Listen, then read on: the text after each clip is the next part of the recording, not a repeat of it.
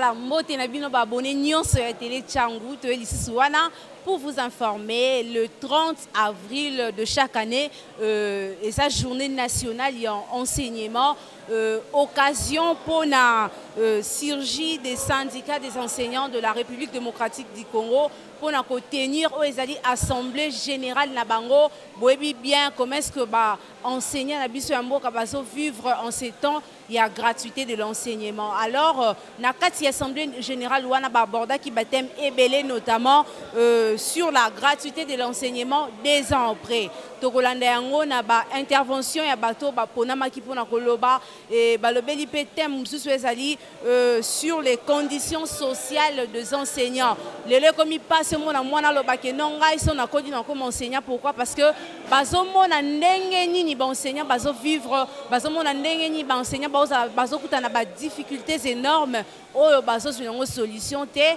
et ba lobela ki pe thème mususu ezali sur la problématique de frais de fonctionnement alloués aux écoles et la situation des enseignants à l'est du pays. Tu es bien à Beni, bana bazo tangate, batu bazo suite il y a insécurité où ils ont gagné terrain à la partie est il y a République démocratique du Congo. Alors bah enseignant pe ba meka qui quoi évoquer plutôt point wana pour na koloba pe na tina ya ko compatir na bandeko oyo baza kotangisa pe na ba difficulté makasi na kati ya partie est ba aborder également situation ya ba enseignant na o bazo tangisa na ba école privée nini bazo kuta na yango et puis point o ezala qui vraiment matata et puis point o tira qui vraiment attention à batou ezala qui le point sur le détournement de fonds publics destinés à la gratuité par les hauts cadres.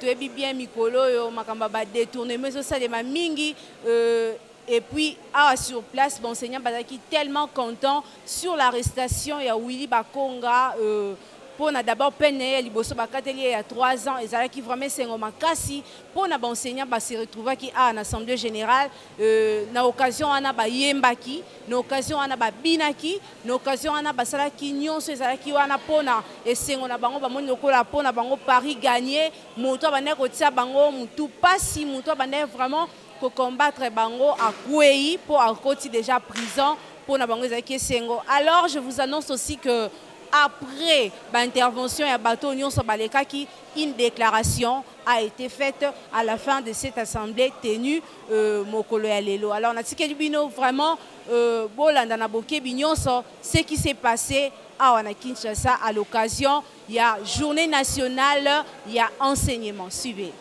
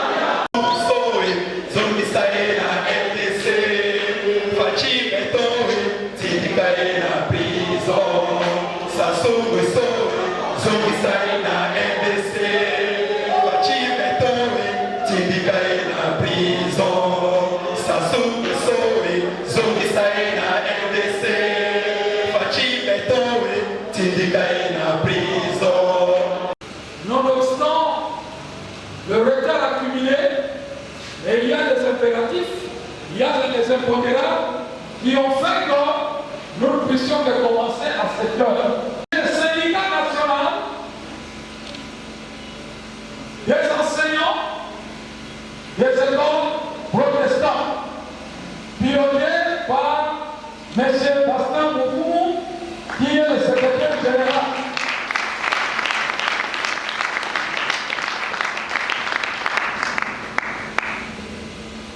Nous avons la CCT, Centrale Congolaise du Travail, pilotée par Modeste Rachidi Kayomo, mais sa fédération de l'enseignement est pilotée par Madame secrétaire générale, Janine Nkoulou, à qui nous demandons de pouvoir s'élever.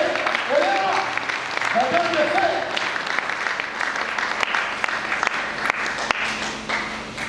Nous avons ça, la force agissante. Nous, les physiciens, nous définissons la force comment? Toute action capable de pouvoir mettre en mouvement un corps qui est au repos ou un corps qui est en mouvement. Général Champouna, qui est là.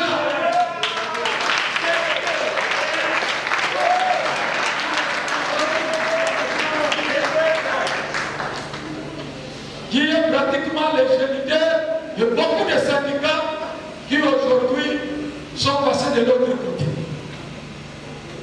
Mais lui, il est resté imperturbable.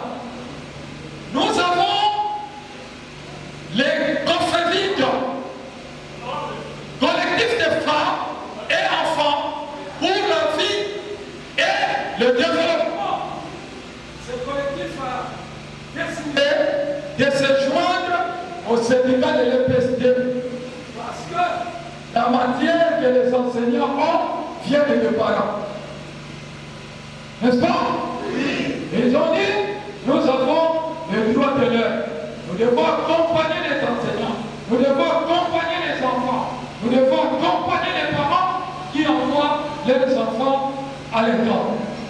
Donc, ce collectif, c'est le satellite qui surveille tout mouvement. Piloté par Madame Félicité Kanga.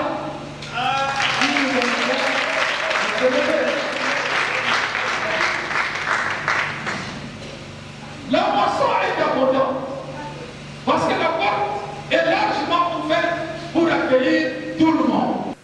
Alors, il m'a été demandé de parler de la gratuité de l'enseignement, mais je voudrais dire que nous aurons deux moments forts. Après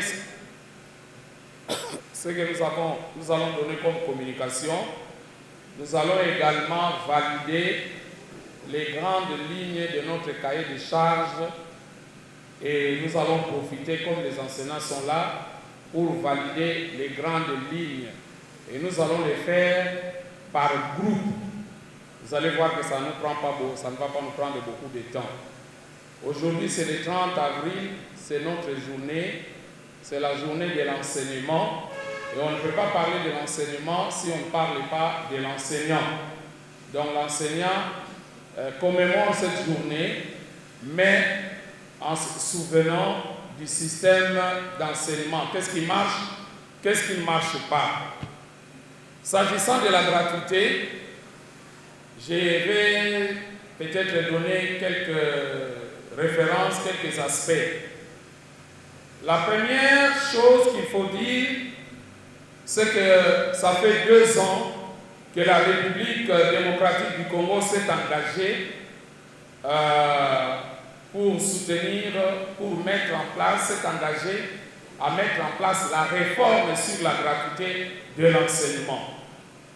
2019, 2019, 2020, 2020, 2021. Et c'est un engagement solennel que le gouvernement a pris parce que la gratuité est constitutionnelle, notamment son article 43. Aussi, la loi cadre revient sur la gratuité.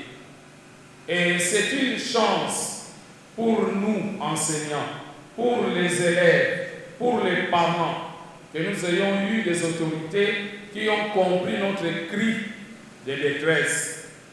27 ans après des colonisations, des systèmes de prise en charge des enseignants par les ménages pauvres, comme un mode de gestion et de fonctionnement des écoles, ça n'était trop.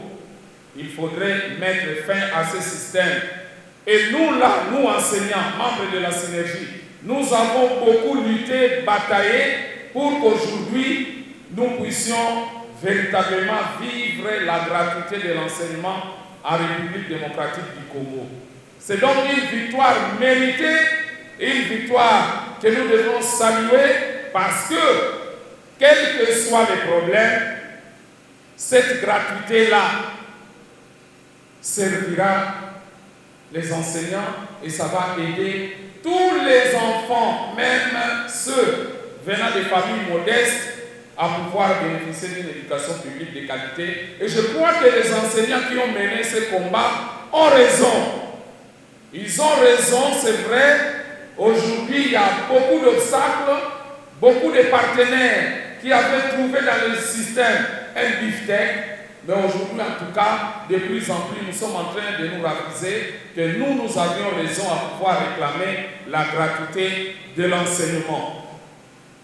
Pourquoi avoir réclamé, exigé la gratuité de l'enseignement 27 ans après? Vous vous souvenez, lorsque nous avons enterré la prise en charge à Saint-Alphonse à Matete, nous avons même fait une déclaration pour dire que plus jamais la prise en charge des enseignants par les parents. Et personnellement, je suis un peu peut-être mal indiqué de parler de moi-même, mais dans mon école, dans l'école où j'ai presté, je ne touchais plus l'argent des parents.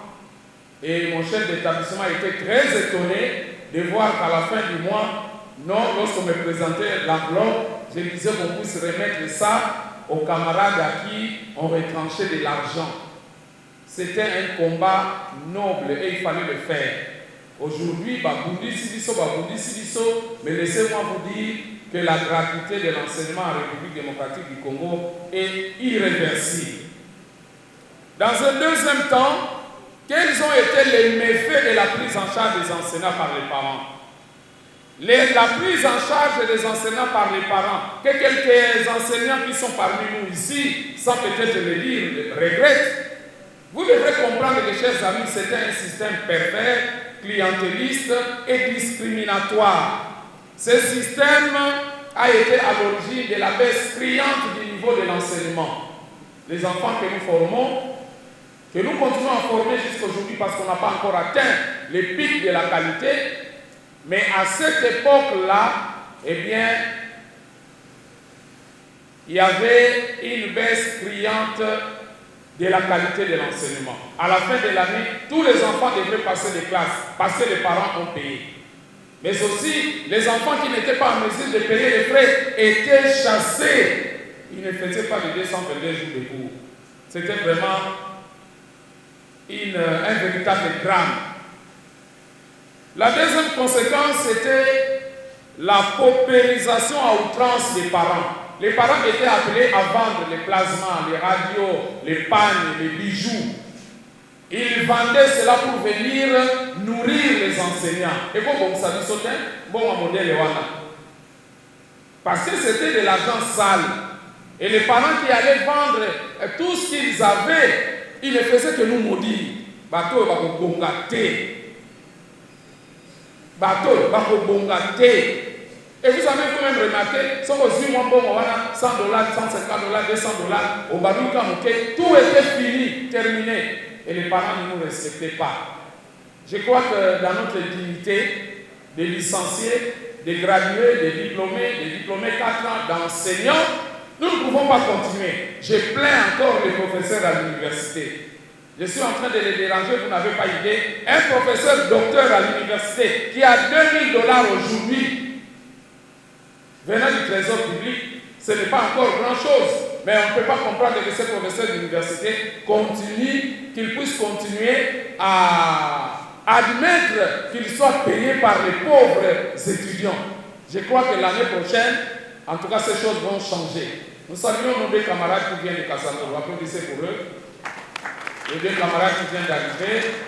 Merci, ils ont connu beaucoup de problèmes en route. Je ne vois pas les Chiquans, mais je crois que c'est resté dans la voiture, ça va arriver. C'est dehors, voilà.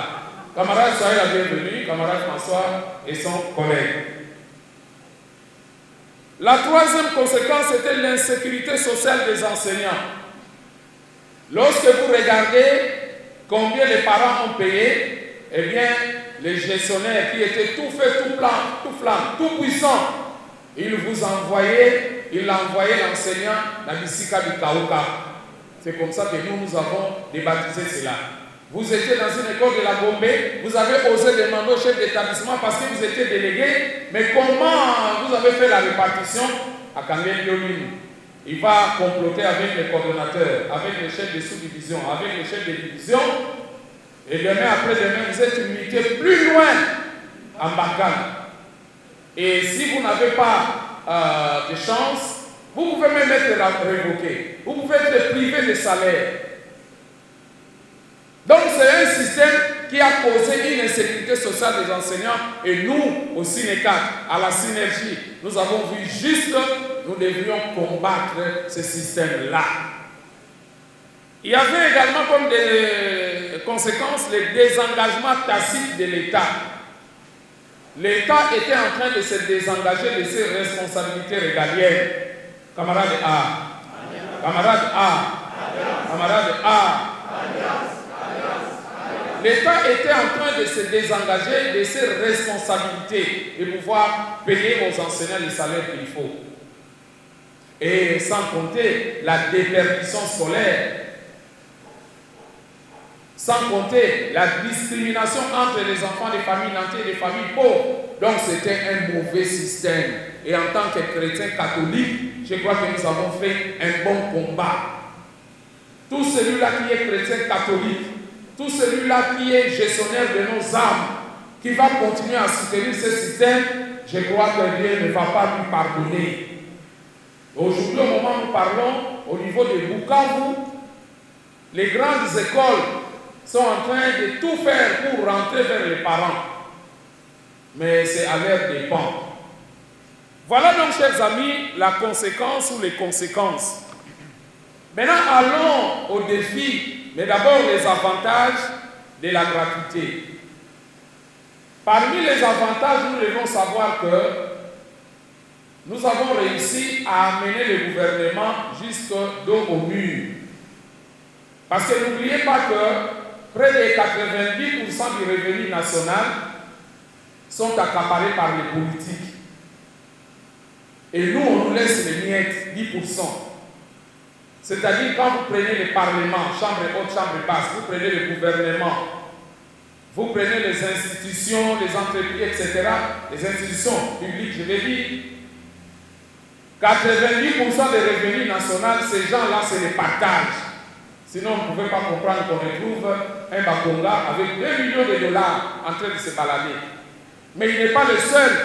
Les réseaux de mafieux, vous avez vu à la prison de Makala. Ça veut dire que nous avons toujours été floués. 90% c'est pour les personnels politiques. 10% c'est pour nous, la société civile.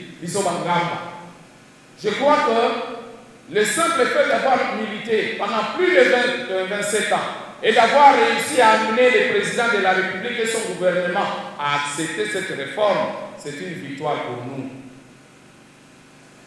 Et pour comprendre que c'est une victoire, il faut avoir la vision. Parce que désormais, les jours que nous allons dire, nous n'allons plus travailler si on ne nous paye pas Boudi, nous aurons dans cette action, et ceux, les enseignants des écoles, des grandes écoles, et tous les autres enseignants qui ont toujours soutenu le système. Est-ce qu'on se comprend? C'est comme ça que ça sera. Tous ces camarades-là, ayant perdu les beefsteaks, ils vont se joindre à nous et nous allons mener le même combat. Et je crois que ce temps-là n'est plus loin. Parce qu'il faut qu'on apprenne à reconsidérer, à considérer l'enseignant qui donne beaucoup de services à la nation. Donc, le gouvernement s'est engagé et on a payé à tous les enseignants de la République les salaires que nous touchons aujourd'hui, maudit soit-il. Il a été payé à tous les enseignants, du primaire et du secondaire. Le gouvernement de la République a réussi également à aligner des frais de fonctionnement aux écoles primaires et aux bureaux gestionnaires. Toutes les écoles primaires sont subsidiées aujourd'hui par l'État congolais en termes de frais de fonctionnement. Nous savons que ce n'est pas encore suffisant, consistant les montants qui sont alloués, les camarades Jean Toundakan prendra la parole, il reviendra là-dessus. On a également réussi à supprimer tous les frais qu'on demandait aux parents, tout en sachant que nous sommes parents. Moi, j'ai quelques enfants, mais je vous dis, chers amis, avec la privation des salaires, avec les salaires maudits qui sont payés aux enseignants, j'ai dit que j'ai quelques enfants, mais chaque année, je devrais débourser 400 fois 3, 1200 $, à aller payer à l'école où étudient mes enfants. Mais, chers amis, regardez, comment nous les enseignants, par moment, nous trompons, nous nous laissons berner. Cette charge-là est partie. Ça veut dire qu'on peut arriver à économiser, à trouver un petit rien pour mettre quelque chose à la maison. Et je crois que cette économie-là, les parents l'ont fort appréciée. Je veux également dire, pour peut-être terminer, que le salaire des enseignants, malheureusement, dans cette amélioration qu'on a voulu faire, on a également créé des zones salariales. 3 zones que nous déplorons. La première zone, vous vous en doutez, c'est la zone des enseignants vivant à Kinshasa, dans la capitale, dans des grandes villes. La deuxième zone, ce sont les enseignants qui sont dans les chefs-lieux. Et la troisième zone, ce sont les enseignants qui sont dans les territoires, dans les provinces. Ça n'est pas venu de nous, mais c'est le gouvernement qui s'est imposé. Nous avons eu le cesse à rappeler au ministre sortant et au gouvernement que les zones salariales, nous les avions déjà éliminées. Mais le gouvernement, face à tout ce qu'il a comme problème, face à tout ce qu'il a comme, je dirais, supercherie, mauvaise foi, le gouvernement a maintenu les zones salariales. Et je crois que nous allons prendre solennellement la décision aujourd'hui pour que les zones salariales soient supprimées. Tous les enseignants doivent toucher le même montant. Quels sont les défis de la gratuité? C'est une réforme qui commence et sachez qu'en matière de réforme, le début a toujours été difficile. Mais comme c'est un gain pour nous, je crois que nous devrons la soutenir. Au fur et à mesure qu'on avance, nous comprenons. Parmi les défis, chers camarades, chers collègues, nous avons les défis de salaire qui doit être amélioré. Le président de la République et son gouvernement depuis l'année passée ont promis de pouvoir payer le deuxième palier. Ce deuxième palier n'est pas arrivé. C'est donc une promesse qui n'a pas été tenue. Le NU, le ministre Bakonga a dévoyé cette promesse-là de pouvoir payer les NU, les vrais. On a recruté dans le système des non-enseignants. Donc, parmi les défis, il y a le salaire. Et je crois que, chers amis, nous n'allons pas continuer à travailler comme ça. Nous devons avoir, aujourd'hui, je crois qu'on ne pourra plus parler du deuxième palier. Nous allons parler, une fois de plus, du barème de Mboudi. Vous avez suivi le Premier ministre. Il y est revenu parce que dans les cahiers de charges, lorsque nous avons rencontré le président, nous lui avons dit les barèmes de sauvetage des agents et fonctionnaires de l'État, des enseignants, c'est les barèmes de Mboudi. Qui peut nous donner le minimum de 600-700 $ en tant qu'enseignant. Le minimum, et quand nous allons ajouter les avantages sociaux, ça pourra permettre qu'on puisse faire un travail. Et chemin faisant, avec la croissance économique, nous allons continuer à réclamer. Donc aujourd'hui, on ne peut même plus parler du deuxième palier, peut-être le troisième palier, mais nous avons besoin d'une politique salariale qui va devoir nous sécuriser. Et nous devons travailler dans la durée. Il y a également l'avantage des frais de fonctionnement qui ont été donnés aux écoles, les défis des frais de fonctionnement, parce que là-bas, il y a un véritable problème. Il y a des directeurs qui nous appellent tous les jours.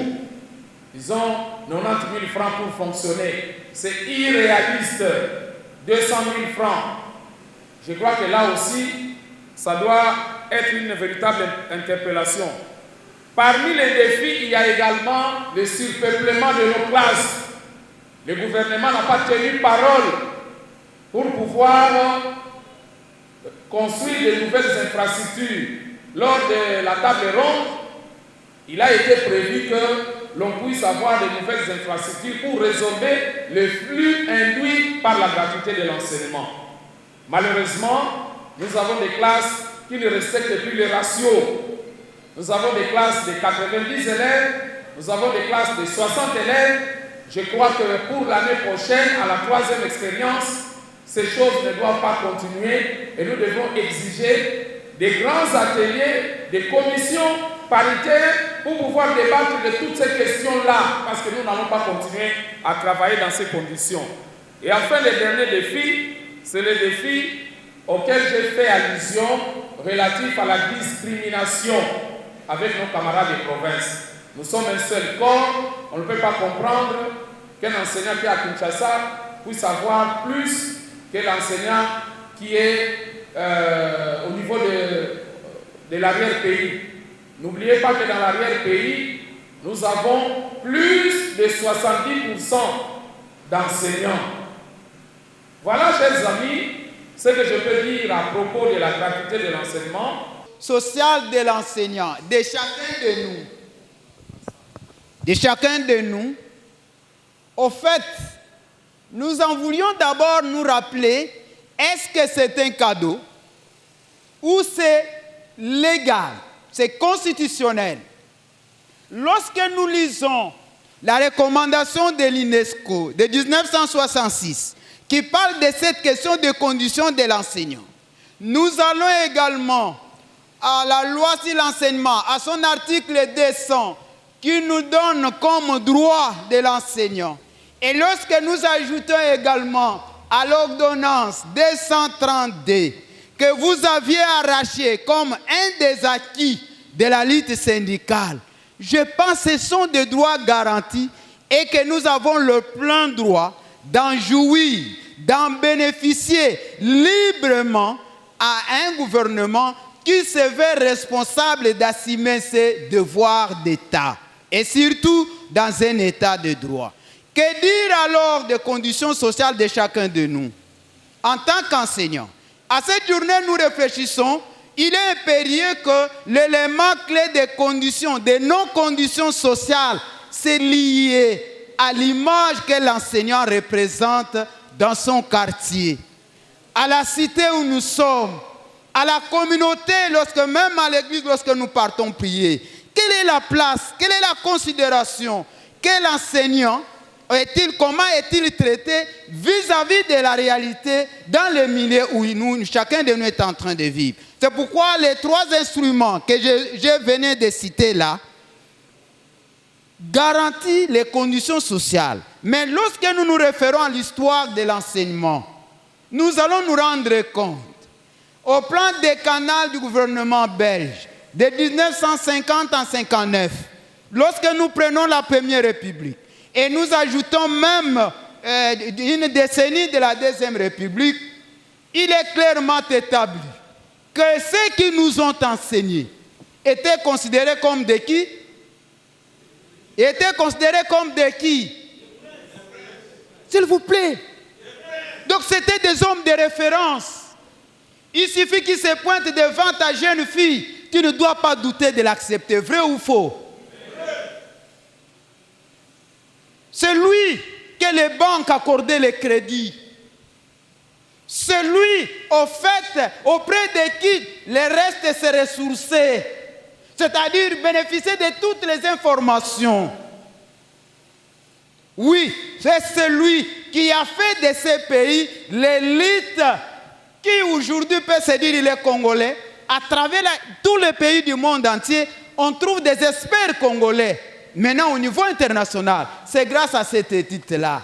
Mais quelle est la situation que nous traversons? Est-ce que notre situation sociale reflète cet enseignant-là datant? Nous avons, le camarade porte-parole l'a bien souligné, autant de promesses, mais ces promesses de Mboudi, signées, ça n'a jamais été abrogé. Et les enseignants continuent à dormir. Le grand maître, avec seulement les journaux de classe. Entre-temps, accrochés au tableau, et avec les tableaux, les amis chimistes, ils le savent, nous tous, allez seulement là dans des centres de santé, centres hospitaliers, soit hôpitaux, où on nous donne les lunettes. Pratiquement les 3/4 des camarades d'enseignants, nous avons des lunettes. Regardez dans quelles conditions nous travaillons. En principe, nous serions même déjà débarqués. Vrai ou faux? Soyons sérieux. On réfléchit, on se dit non. Au-delà des conditions qui se posent dans notre pays, trouvons une alternative au social de l'enseignant. On crée la MESP. Dites-nous combien le tarif, lorsque vous vous rendez à un centre de santé, vous tombez malade. Est-ce que nous sommes soignés correctement? Non. Qui profite de ces soins? Ce sont les ministres qui n'ont même pas qualité, s'il vous plaît. C'est-à-dire, le centre de santé, appelé MESP, qui devait garantir une alternative au social de l'enseignant, est devenu aujourd'hui l'adversaire de l'enseignant. Lorsque le Premier ministre va recevoir la délégation du Sinécat, une des syndicalistes dira « Non, la MESP n'appartient plus à l'EPST, ça appartient où c'est ?» Ça appartient où c'est? C'est une asbelle. Qui contribue? On défale que sur les 605 580 enseignants payés $10, mais non soignés. Et ce n'est qu'un 10% qui est soigné. Nous sommes abandonnés à nous-mêmes. Et l'enseignant trouve que c'est normal. Au fait, là, nous revenons à dire, l'image que nous représentons devient l'image même d'un vulnérable. L'enseignant est le meilleur journalier. Il suffit seulement que tu tombes dans une embuscade d'une maladie prolongée de 3 mois. Ton chef d'établissement n'a plus confiance en toi. Il te remplace directement. Surtout nous qui sommes dans des écoles conventionnées. Vrai ou faux? Quel est cet employeur qui laisse abandonner celui qui a consacré toute sa vie? Nous tous tels que nous sommes là, on a même déjà dépassé 20 ans de carrière. Nous attendons la retraite. On n'en parle même plus. Ça ne fait jamais même l'objet de quoi? Des négociations et des résolutions courageuses. Oui, que devons-nous dire des conditions sociales? Les camarades porte-parole l'ont souligné. Lorsque nous avons plus de 70 enfants dans une salle de classe, vous sentez comment nous transpirons? En principe, en contrepartie, nous devons avoir une prime de surcharge professionnelle. Est-ce qu'il y en a? Personne n'en parle. Donc, nous aimerions seulement rappeler que les promesses qui sont faites, même les deuxièmes paliers, même la promesse de Mboudi, nous allons voir particulièrement les banques. Ce qui est curieux, on ne comprend plus rien. C'est seulement dans le ministère de l'EPST où les qualifiés, c'est-à-dire les enseignants, les ayants droit, sont sous-payés contrairement aux auxiliaires. Vrai ou faux? Mais ce qui n'est pas vécu au ministère de la Justice, ce qui n'est pas vécu à la santé. Mais c'est une entorse. Mais nous restons. Et comment nos situations sociales doivent être améliorées? Lorsque nous partons avec la banque en province, regardez dans quelles conditions les collègues effectuent les parcours des kilomètres et des kilomètres pour abandonner qui? Les enfants. Non seulement qu'ils abandonnent les enfants, ils rencontrent encore plusieurs contraintes par les agents de la banque. Et les retombées des banques, c'est-à-dire les arriérés qui restent, à qui profite cet argent? Donc, il est démontré que, après d'analyse, les social de l'enseignant inquiètent même les parents à faire étudier leurs enfants là où les enseignants, les conditions ne rassurent pas d'assurer une bonne éducation. En tant que tel, il nous revient maintenant que nous parlons d'un état de droit où la gratuité s'impose comme une alternative constitutionnelle. Pour nous, c'est le meilleur moment d'opposer à notre employeur, de s'assumer que réellement, il est le seul qui a prêté serment, non seulement pour aller signer les accords politiques, mais aussi pour régler les questions des conditions sociales des enseignants. Vrai ou faux? Voilà pourquoi, les collègues, et cela ne peut pas se faire lorsque nous restons attachés dans des salles de classe. La question syndicale, comme nous réfléchissons là, elle est non seulement nationale, elle est internationale. C'est-à-dire, à partir de nos écoles, nous devons faire vivre les syndicats par rapport à notre travail. Les chefs d'établissement et gestionnaires, ils ne sont pas extraordinaires, mais tous nous sommes personnels qui? Tous nous sommes personnels qui? Parler de la problématique des frais de fonctionnement alloués aux écoles et aux bureaux gestionnaires, ainsi que la situation malheureuse que traverse l'ensemble de nos compatriotes à l'Est, et en particulier les enseignants et les élèves. Problématique des frais de fonctionnement alloués à l'école. Comme vous le savez, la suppression de la motivation qui jadis permettait aux écoles de fonctionner et qui prenait aussi en charge le bureau de gestionnaire avec comme conséquence immédiate l'octroi par le gouvernement des frais de fonctionnement aux écoles. Et quand on parle de la problématique, j'ai dit, mais est-ce que ça pose des problèmes? Et à quel niveau ces problèmes est-il posé? Le premier aspect, à ce qui concerne la répartition même des dits frais de fonctionnement, c'est en tenant compte des tailles, des nombres de classes de l'école. C'est aberrant et il s'observe que dans les écoles, il y a 12 classes et le gouvernement leur alloue la somme de 90 000, je crois si je ne m'abuse pas.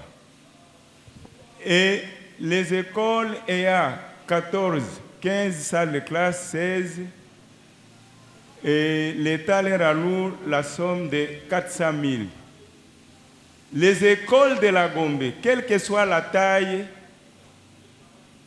ont le privilège de percevoir 2 millions de francs congolais. C'est ça au niveau, allez à l'EPEGA, allez-y comprendre. C'est ça déjà la problématique. Comment comprendre l'écart de 3 classes, 90 et 400 000? Donc ça ne reflète pas la réalité. Oui ou non? Oui. Là, ça constitue déjà un déséquilibre et un malaise, même au niveau des écoles, même des fonctionnements. Même si les chefs d'établissement n'en parlent pas, mais il s'observe un malaise. Je voudrais vous faire rire. En faisant la ronde des écoles, j'ai croisé personnellement un sous-coordinateur. J'ai vu quelques chefs d'établissement du primaire qui m'ont dit ceci. Et j'ai appris qu'on nous a alloué, maintenant c'est la ronde dans les écoles, y compris les sous-provèdes, proveda, sous-proveda. C'est l'arrivée vers les écoles. Alors, les CECOP qui a réparti ces fonds, nous ne savons pas sur base de quel critérium, ou soit il y a une opération retour là-dessus, on ne sait pas. Parce qu'on ne veut pas comprendre l'écart de 3 classes, et vous remarquerez que parfois les écoles qui ont 6 classes, 12 classes, sont plus même surpeuplées par rapport aux écoles qui perçoivent 400 000. Il y a un déséquilibre à corriger. par rapport à cette situation. À ce qui concerne les bureaux gestionnaires, quand on alloue 150 000 à un bureau pool, par rapport aux besoins, ça ne représente rien. Nous disons que c'est un pas que le gouvernement a franchi. Je crois que les défis à relever est encore énorme. S'agissant de la situation de l'Est, les gens parlent de la guerre de l'Est et il faut remonter la filière de l'histoire pour mieux comprendre ce qui se passe à l'Est. L'Est a toujours constitué le terrain de prédilection des guerres à répétition. Nous sommes en 1964, il y a la rébellion Moulélis. Nous sommes en 1966, toujours à l'Est, il y a Jean Escram qui s'était même autoproclamé, comme l'avait dit le maréchal Mobutu, sans pèse rire, président de la République du Zaïre à l'époque. Ça, vous le savez. Nous arrivons en 94, 95, 96, ce sont les aventures de l'AFDEL. Nous arrivons à 2004, à 2007, c'est l'RCD. Nous arrivons après 2007, 2010, 11, nous avons le M23 qui avait même pris la ville de Goma à un moment donné, sous Kabila.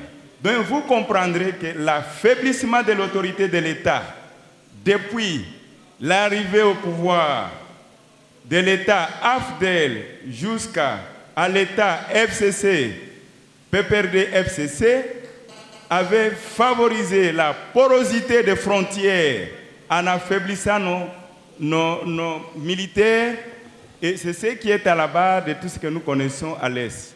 Ça, c'est un des éléments, parce que vous êtes enseignant, vous devez quand même intérioriser certaines choses. Il y a aussi la géostratégie qu'il faudra ajouter. L'Est fait frontière à l'Ouganda, au Rwanda, au Burundi. Et compte tenu des richesses que regorge cette partie, alors, ça constitue déjà la velléité des multinationales qui a complicité avec les frontaliers qui ont pris les Congolais en otage, qui nous ont pris en otage, font des incursions à l'Est, des incursions intempestives, comme je l'ai dit ici au départ, que depuis 1964, il y a eu une forte circulation d'armes et les armes continuent à circuler à l'Est. Déjà, lors des travaux de concertation nationale, on avait dénombré plus de 264 groupes armés. Ce n'est pas une guerre classique, ce qui se passe à l'Est, c'est une guerre asymétrique, véritable guérilla. Les gens surgissent, ils opèrent et profitant, comme je l'ai dit, de l'environnement des montagnes, ils rentrent dans les montagnes, ils se cachent dans les montagnes. Même du temps de Mobutu, avec Anzuluni à Fizi, Anzuluni avait érigé une république à Fizi, Anzuluni a quitté, Mouzé Laurent Désiré Kabila est resté. Donc, c'est un problème sérieux. Mais maintenant, ce qui se passe à l'Est, c'est quoi? Avec le dossier de Minembwe, vous aviez suivi certains politiciens ici qui n'ont pas caché leur langue. Ils ont même promis des actions de grande envergure. Maintenant, on ne sait pas, est-ce que c'est les Congolais qui tuent les Congolais avec le mixage qu'il y a là-bas, ou ce sont les gens mixés qui viennent, qui nous tuent comme ça parce que, bêtement, tout simplement parce qu'ils doivent assouvir leurs besoins. Donc, voilà, nos amis sont exposés. L'environnement pollué, menacé par les guerres. Et dans un tel environnement, on ne peut pas travailler parce que l'enseignement ne peut se donner que dans un environnement sain où il y a la paix. Camarade A. Alliance. Camarade A. Alliance. Camarade A. Alliance, alliance, merci beaucoup pour votre accueil d'abord dans cette salle. C'est pour la première fois que nous sommes ensemble avec vous et nous ne pouvons pas nous retenir de vous dire grand merci pour l'accueil. On nous a appelés ici Mwanantsuka, c'est-à-dire les cadets. Mais nous ne pensons pas être les cadets parce que la porte est ouverte. Les problèmes dans notre pays sont immenses et dans notre secteur, il y a beaucoup de problèmes. Certainement, les autres naîtront encore. Et je salue la présence de membres dirigeants, des camarades dirigeants de différents syndicats qui sont dans la salle pour toutes les dispositions qui ont été prises pour que cette journée soit célébrée de cette manière. Nous pensons que c'est de cette façon que nous pouvons montrer cette alliance que nous avons de défendre les intérêts du peuple congolais dans le cadre du syndicalisme, c'est-à-dire la défense des travailleurs, quelles que soient leurs couches et quel que soit leur secteur. Pour parler de l'enseignement privé, nous pensons qu'il y a beaucoup d'adultes dans cette salle. À l'époque coloniale, même si nous étions encore des petits, mais nous avons vécu comment est-ce que l'enseignant était considéré. C'était un monsieur. Et d'ailleurs, il avait une place de choix, même chez les colonialistes eux-mêmes. Donc, même dans les villages, les enseignants étaient pris pour des messieurs très importants qu'il fallait donner un rang spécial. Mais nous avons cheminé. L'époque coloniale est terminée. Nous avons pris les choses en main en tant que peuple congolais, en tant que fils du pays, pour montrer notre amour dans notre pays. Et chaque secteur s'est développé de sa manière. Mais nous allons épiloguer sur le secteur enseignement. À l'époque, c'était des écoles de l'État, des écoles officielles. Il y avait des écoles qui étaient des écoles subsidiées, qu'on appelle aujourd'hui des écoles conventionnées, qui en fait étaient des écoles privées, mais qui ont cédé leur gestion à l'État, et l'État a pris certaines charges. Mais est-ce que cela constituait un bon mariage? Nous pensons non, c'était un mariage conflictuel jusqu'à présent, parce que ce mariage a toujours des turbulences. Mais aussi, nous savons que les écoles privées représentent dans notre pays 60% par rapport aux écoles officielles. C'est pour cette raison que les esprits qui créent ou les gens qui ont beaucoup d'initiatives ont souhaité qu'il fallait appuyer l'État dans ce domaine, étant donné que la population ne faisait que croître. Avec cette croissance, avec cette liberté d'entrer dans des villes comme Kinshasa par exemple, ou d'autres villes en province, il n'y avait plus de contrôle. Chacun pouvait entrer à Kinshasa à pied sans être vu de quelqu'un. Et alors, la population a accru la manière dont nous connaissons. D'où l'État seul ne pouvait pas couvrir ces domaines avec ses propres écoles. Donc il fallait que les patriotes se réveillent pour créer des écoles privées. Alors, nous avons vu ce qui s'est passé dans la gestion des écoles privées durant une longue époque. Mais malheureusement, des écoles privées gérées de n'importe comment. Chacun pourrait gérer son école comme il l'entend et comme il veut. Il peut demander les frais qu'il veut, qui conviennent à ses besoins, ou mesurer par rapport à ses infrastructures. D'où nous avons plusieurs catégories d'écoles privées. Il y en a vraiment qui sont les moindres, pas en enseignement, pas en matière d'éducation, ou pas en matière de qualité d'enseignement, mais ils n'ont pas suffisamment de moyens pour développer des écoles qui ont de belles infrastructures.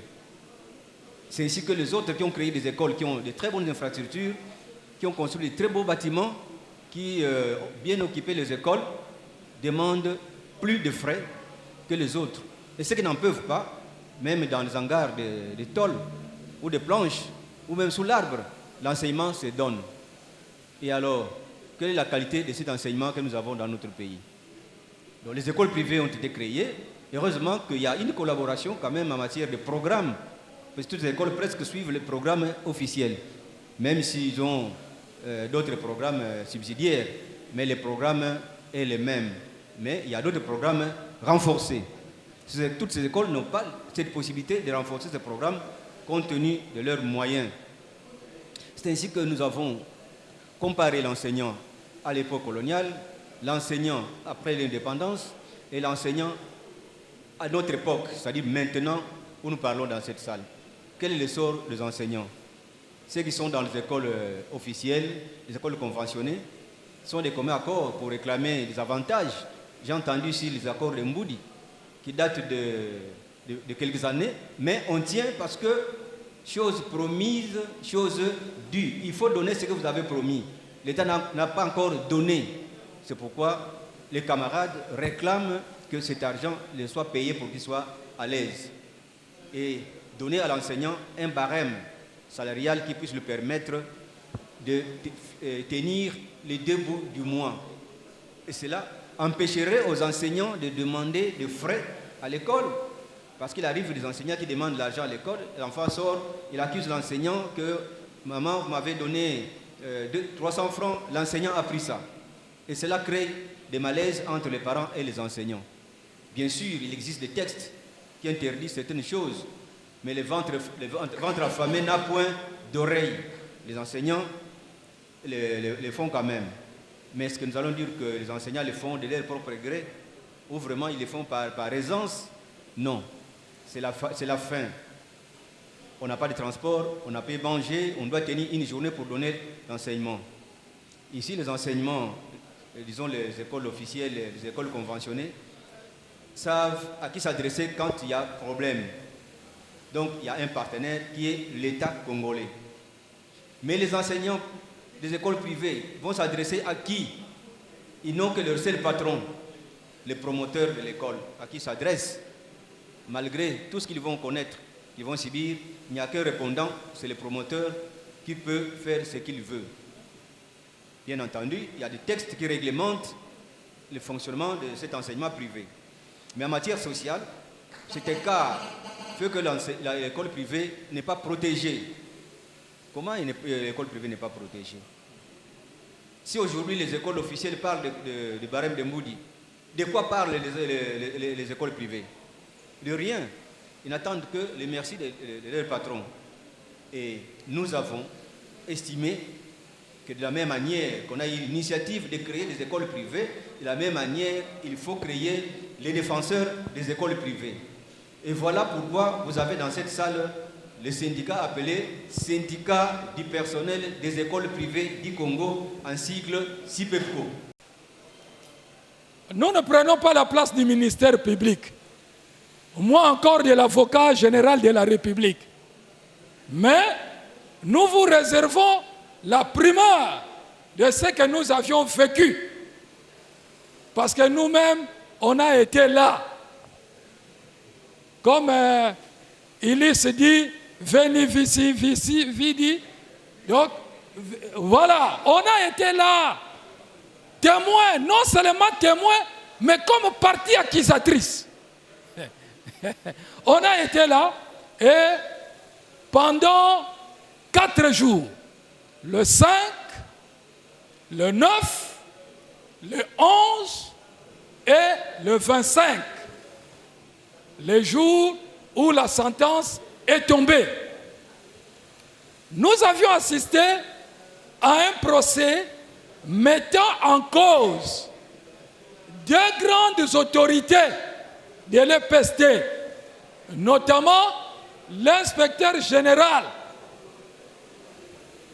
de l'enseignement de l'EPST et le directeur du SECOPE. Parce que je ne saurais pas vous dire les chiffres comme ça en tête, il y a lieu de pouvoir vous révéler. Pour l'inspecteur général, il lui a été reproché le détournement de 560 millions 40 000 francs congolais relatifs à l'organisation du TENAFEP. Ça, c'est 1. 2.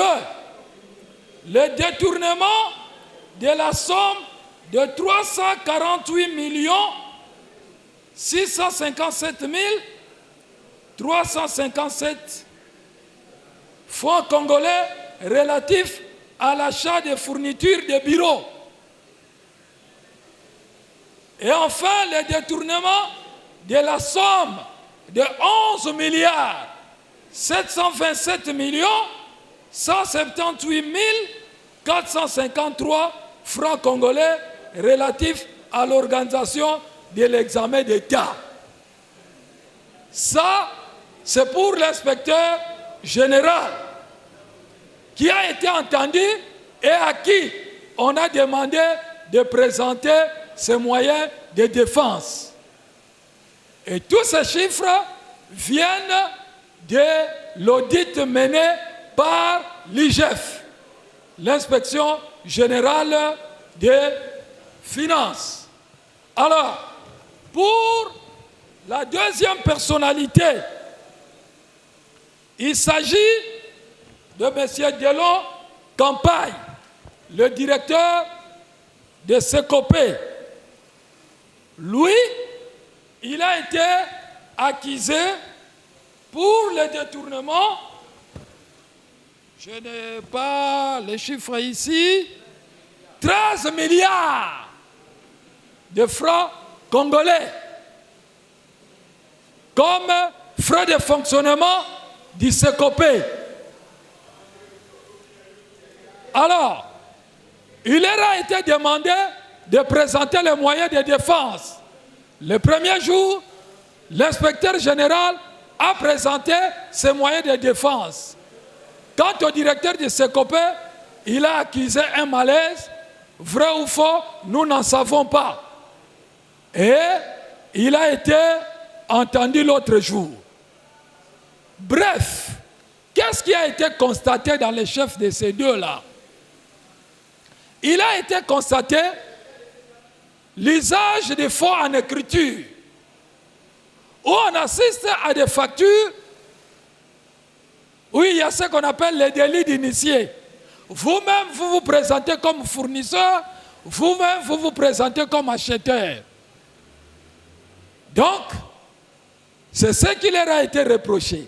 Dans les chefs du directeur de SECOP, je vous fais l'économie et je vous préserve de tous ces chiffres-là éloquents. On remarque le recrutement massif des agents fictifs et parfois engagés les jours fériés, engagés les dimanches. Il y a des gens moins âgés, moins de 18 ans. Vous savez, le travail des enfants est interdit. Et les agents plus âgés, en âge de retraite ou plus que de la retraite. On a assisté à la complicité même de nos camarades syndicalistes, où il y a eu des listes présentées, mais nous avions été soulagés parce que nous n'avons pas eu nos noms sur ces listes-là. Donc on était ragaillardis et nous avons bombé nos torses pour regarder en face nos bourreaux, qui avaient difficile à nous regarder deux fois. Chers camarades, ce n'était pas facile et c'était vraiment honteux pour voir les syndicats être cités.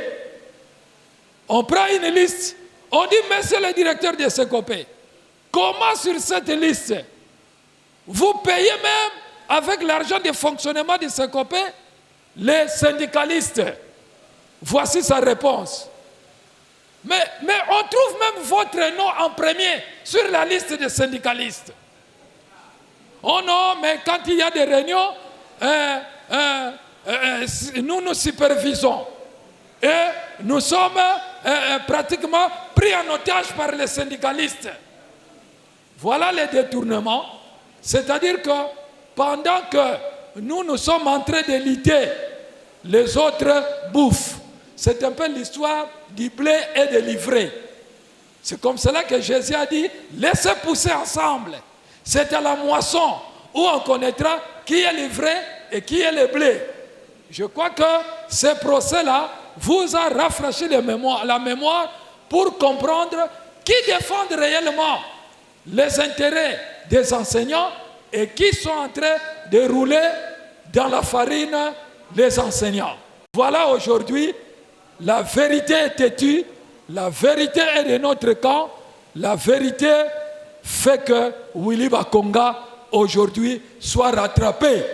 Je me souviens, dans son cabinet, avec le porte-parole, il lui a dit, « Excellence, vous n'allez pas vous en sortir avec cette façon cavalière de gérer les pestés. » Voilà aujourd'hui, l'histoire nous donne raison. Alors, comme je n'ai pas la tête d'un juriste, au niveau de la synergie, nous avons un conseiller juridique qui va nous expliquer, parce qu'il y a une confusion aujourd'hui. En venant ici, on m'a posé la question. Mais qu'est-ce que vous dites? On dit Willy Bakonga comment? Est condamné pour 3 ans, pendant qu'il n'est pas encore jugé. Qu'est-ce que vous en dites? Je n'avais pas de réponse. C'est pourquoi nous invitons Maître Victoire Kanza de venir ici pour nous expliquer les péripéties du procès en vue et de la condamnation déjà prononcée de 3 ans, parce que l'enseignant a droit à ces explications-là. Pour la parole que vous m'accordez, la question du ministre Bakonga, c'est une question qui est d'actualité. Le ministre Bakonga écope aujourd'hui 3 ans d'emprisonnement. On appelle ça en droit 3 ans de servitude pénale principale. Il a également 90 000 $ comme amende à payer. Son fils, M. Joël Bakonga, est aussi condamné à 6 mois de prison avec comme amende 45 000 $. Les faits leur reprochés consistent aux actes de dissimulation des fonds ou des capitaux venant ou provenant des activités illicites. C'est ce que l'on appelle l'infraction des blanchiments d'argent ou blanchiment des capitaux. Contrairement à ce qui s'est dit dans les réseaux sociaux et tout, que l'on aurait rencontré le ministre Bakonga avec 2 millions de $, la Cour de cassation parle de 30 000 $ et 14 000 $, que l'on n'a pas rencontré avec M. Bakonga, mais que l'on aurait transféré de manière illicite, c'est-à-dire dans la fraude. Parce que on ne peut pas transférer en étranger plus de 10 000 $. Donc il faut transférer jusqu'à 9 999 $. Mais lorsque vous atteignez 10 000 $, il y a une procédure à transférer cet argent-là. Mais monsieur le ministre Bakonga a transféré 14 000 $, il a encore transféré 30 000 $ dans ces manières-là, en complicité avec des banquiers et ainsi de suite, lui et son fils. Ce qui est curieux, la sanction que le ministre Bakonga écope aujourd'hui, ce qui est curieux pour moi, d'abord en qualité de juriste et après en qualité d'avocat, c'est que l'infraction des blanchissements, ou comment, des blanchiments d'argent est punissable de 5 ans à 10 ans de prison. Voyez-vous? C'est-à-dire, les infractions ont toujours eu un minima et un maxima. Le tribunal qui condamne un prévenu à une peine de servitude pénale doit le condamner dans cette fourchette. du minima et du maxima. Mais lorsque nous allons observer en ce qui concerne le ministre Bakonga, il a écopé 3 ans de servitude pénale principale. Alors,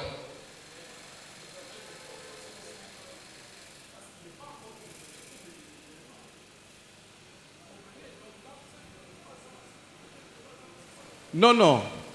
L'infraction de détournement, monsieur le secrétaire général, jusqu'à preuve du contraire, n'a pas encore été touchée. L'infraction de détournement n'est pas encore touchée. La procédure qui a été menée devant la Cour de cassation, voilà, la procédure qui a été menée devant la Cour de cassation, c'était une procédure de flagrance en rapport avec l'infraction de blanchiment d'argent. Alors que, avant que le ministre Bakonga puisse prendre la fuite, il était poursuivi déjà, pas à la Cour de cassation, qui est un tribunal, mais devant les parquets près la Cour de cassation, pour les infractions de détournement des deniers publics, ce qui a fait l'objet de sa fuite. Mais lorsqu'on l'a pris, c'est les infractions de blanchiment d'argent qui ont été poursuivies dans la procédure de flagrance. La procédure de flagrance, c'est quoi en fait la procédure de flagrance? Lorsque l'on retrouve quelqu'un en flagrant délit d'une infraction, on instruit cette infraction-là différemment d'une infraction qui serait commise déjà plus de 24 heures passées. Parce que l'infraction de flagrance, c'est entre les 24 heures. Alors, comme on avait pris M. Bakonga la main dans les sacs, quoique cela est un peu discutable dans le milieu judiciaire, mais la question du blanchiment, c'était l'infraction qui a été poursuivie en flagrance. D'abord, toute affaire cessante, comme on dit en droit. C'est-à-dire les magistrats instructeurs et les juges qui est chargé d'instruire sur une infraction flagrante, cet magistrat l'instruit toute affaire cessante. Déclaration syndicale.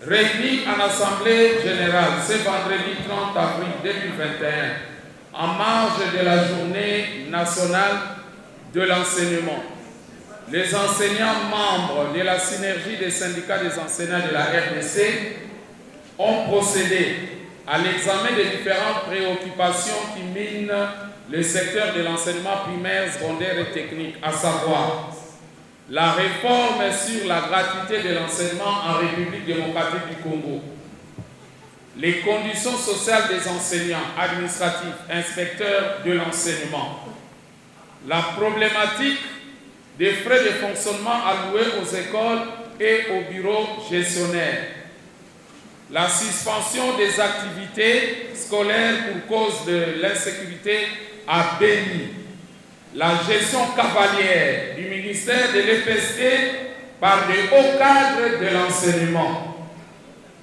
la situation des écoles privées agréées en République démocratique du Congo.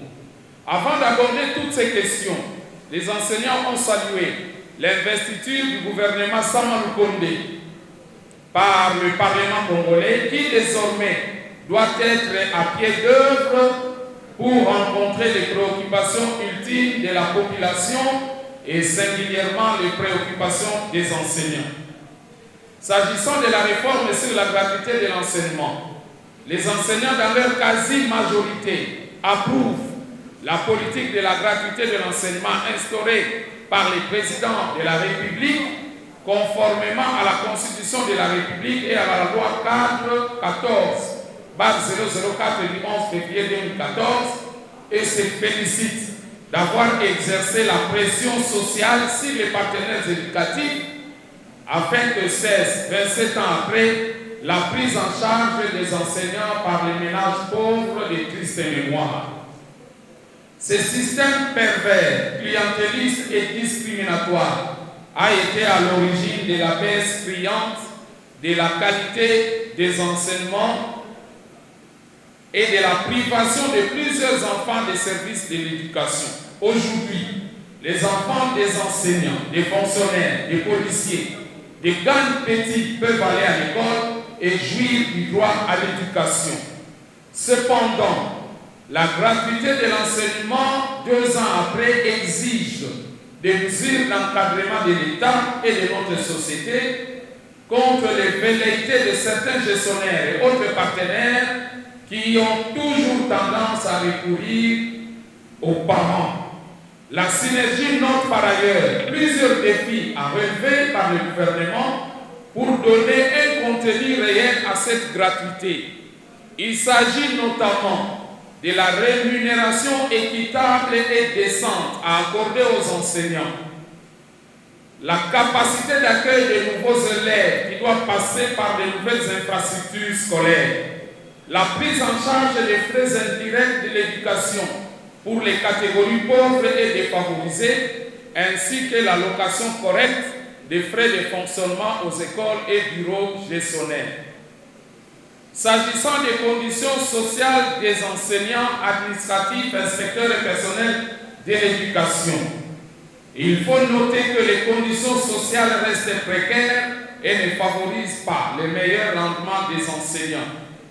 Il est à noter que toutes les promesses faites par le gouvernement et le président de la République sur les paiements du 2e palier, les paiements des vraies nouvelles unités n'ont pas été tenus.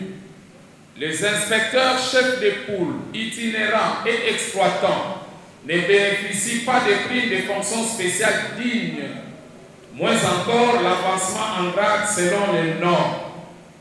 Le paiement des enseignants se fait sur base de 3 zones salariales instaurées par le gouvernement, renforçant ainsi la discrimination entre les enseignants des grandes villes, des chefs-lieux et des provinces. Les enseignants, dans leur grande majorité, n'ont pas droit aux soins de santé en dépit de l'existence de la MSP qui s'est détournée malheureusement de ses missions premières et malheureusement caporalisée par certains prédateurs. Des frais de fonctionnement alloués aux écoles et bureaux gestionnaires sont loin de répondre aux multiples besoins irrélatifs. L'insécurité à l'Est, notamment à Béni, empêche les écoles de fonctionner normalement. La gestion cavalière du ministère de l'EPC par les ministres sortants Bakonga Willy est un véritable scandale sur le plan de l'éthique et de la compétence. Les écoles privées agréées ne sont pas suffisamment protégées par le pouvoir organisateur de l'enseignement national, alors que ces écoles élevées en nombre participent à combler au déficit des infrastructures induit par la gratuité. Fort de toutes ces préoccupations, les syndicats nationaux des enseignants des écoles conventionnées catholiques SYNECAT, le syndicat national des enseignants des écoles conventionnées protestantes SYNEP, la centrale congolaise du travail CCT, la force agissante FAM, les collectifs des femmes et enfants pour la vie et le développement COFEVI, les syndicats du personnel enseignant des écoles privées CIPEPCO recommandent au gouvernement Samanou Condé ce qui suit. 1. Ce gouvernement se doit de renforcer les mesures disciplinaires à l'encontre des gestionnaires ennemis de la gratuité. 2. De convoquer un atelier de haut niveau pour faire l'évaluation de 2 années d'expérience de la gratuité en République démocratique du Congo. 3. D'envisager des mécanismes de prise en charge des frais indirects de l'éducation pour les catégories pauvres et défavorisées. 4. De convoquer dans les meilleurs délais une commission paritaire interministérielle, fonction publique, budget, finances, EPC, pour définir la politique salariale devant porter les barèmes de l'innovation de Boudi, comme annoncé par le Premier ministre, chef du gouvernement. 5. De supprimer les zones salariales et ainsi rétablir les enseignants dans leurs droits les plus inaliénables. 6. De restructurer la gestion de la mutuelle de santé des enseignants MSP pour qu'elle serve à tous les enseignants de la République. 7. de revoir à la hausse les frais de fonctionnement alloués aux écoles et aux bureaux gestionnaires, ainsi que la révisitation du taux de répartition des dits frais. 8. D'accélérer le processus de pacification des provinces de l'Est en proie à la guerre pour permettre aux enseignants, aux élèves et à la population de renouer avec leurs activités. C'est l'occasion pour nous de solidariser avec les écoliers et enseignants de Béni et leur exprimer notre compassion en ce jour de commémoration de la Journée nationale de l'enseignement. 9. De réorganiser la gestion et le fonctionnement des écoles privées. 10. D'améliorer les conditions de travail des inspecteurs en leur assurant une prime de fonction spéciale et un salaire digne. 11. Enfin, d'ouvrir toutes affaires cessantes un procès public équitable contre l'ex-ministre Bakonga Willy en vue de sécuriser tous les vrais enseignants NI laissés par lui. Ces recommandations constituent un signal fort à l'endroit du gouvernement de la République, appelé à réduire les trains de vie de ses membres pour que le revenu national serve à tous les citoyens. Les cahiers de charges des enseignants validés en ce jour en Assemblée générale sera soumis au gouvernement pour des réponses idoines. Ainsi fait à Kinshasa, le 30 avril 2021, Jean Bosco Pouna, secrétaire général du Sénégal, porte-parole de la synergie, Bastien Mouvoumou, secrétaire président du SINEP, Ignace Makabou, président du CIPECO, Jean Tounda, secrétaire général des forces agissantes, Janine Oukourmou, secrétaire général adjoint de la Centrale congolaise du travail, Félicité Tanga, présidente du COFEVID, je vous remercie.